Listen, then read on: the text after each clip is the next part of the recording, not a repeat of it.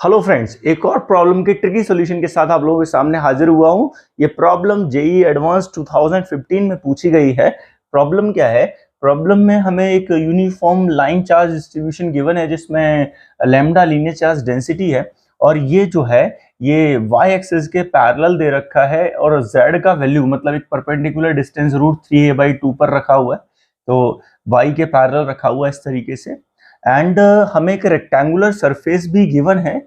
मैंने थोड़ा सा मॉडिफाई किया है सरफेस को ताकि डायग्राम बनाने में मेरे लिए कन्वीनियंट रहे। तो देखते हैं यहाँ पे एक रेक्टेंगुलर सरफेस, इसके पैरामीटर्स हमें गिवन है। ए इसकी विड्थ है, एल लेंथ है। हमसे क्वेश्चन कह रहा है कि अगर सरफेस का फ्लक्स अगर इतना है तो एन की वैल्यू कैलकुलेट करो। देखो ये जो रेक्टेंगुलर सरफेस है ये एक्स वाई प्लेन में लाई कर रही है। एक तो ये इंफॉर्मेशन हमें गिवन है, दूसरा इन्फो हमें ये गिवन है कि इसका सरफेस का सेंटर ओरिजिन पर है।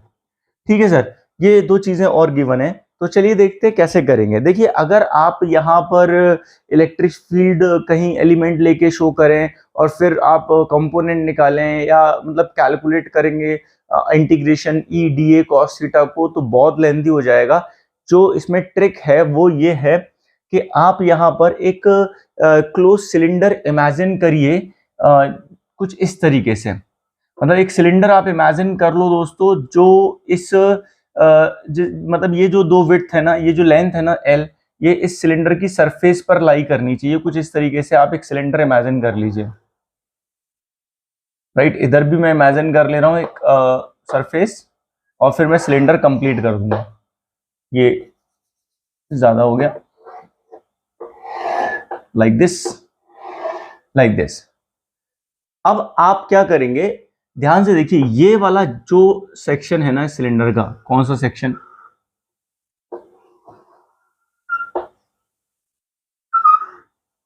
ये वाला जो सेक्शन है सिलेंडर का, इस सेक्शन से जितना फ्लक्स पास होगा केवल वही हमारा आंसर होगा। ये जो सेक्शन है जो आप ये देख रहे हैं, ये वाला पार्ट, इस सिलेंडर के इस पार्ट से जितना फ्लक्स पास होगा वही हमारा आंसर होगा। तो एक काम करते हैं, थोड़ा सा डायग्राम की सहूलियत के लिए मैं एक काम करता हूं, इधर का जो व्यू है ना, इधर का व्यू ले लेता हूं इधर से, और इस डायग्राम को मैं रीड्रॉ कर लेता हूं। तो जब मैं रीड्रॉ करूंगा कुछ सिचुएशन इस तरह से आएगी। उधर से अगर मैं व्यू लूं तो ये मुझे केवल इसका जो क्रॉस सेक्शन है वो दिखेगा सिलेंडर का। दूसरा जो इस सिलेंडर का एक्सिस है वहां हमने वायर ली हुई है, तो वायर कुछ इस तरीके से दिखेगी, ये लैम्डा। और जो रेक्टेंगुलर सरफेस है ये वाली, उसकी हमें केवल ये वाली विड्थ दिखेगी, ये विड्थ दिखेगी। तो वो मैं यहाँ पे इस तरीके से ड्रॉ कर देता हूँ।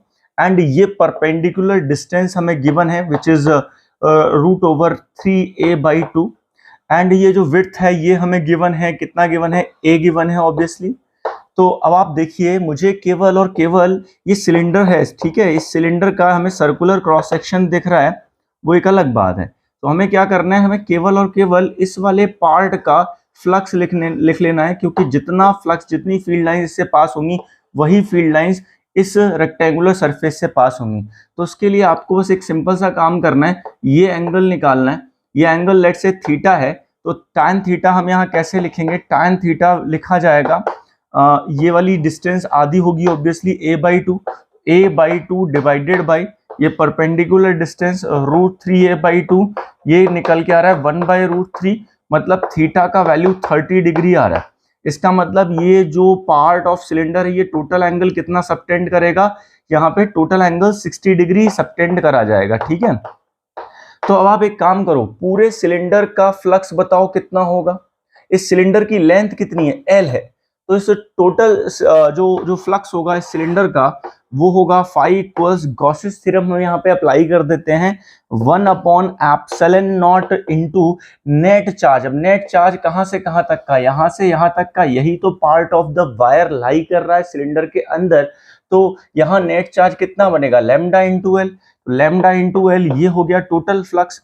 लेकिन मुझे टोटल फ्लक्स थोड़ी ना चाहिए, मुझे तो इस पार्ट से फ्लक्स चाहिए जो कि ये 60 डिग्री एंगल सबटेंड कर रहा है, which is actually 1/6 of the total angle. भाई टोटल एंगल 30 डिग्री है, सॉरी 360 डिग्री है, उसका 1/6 है ये।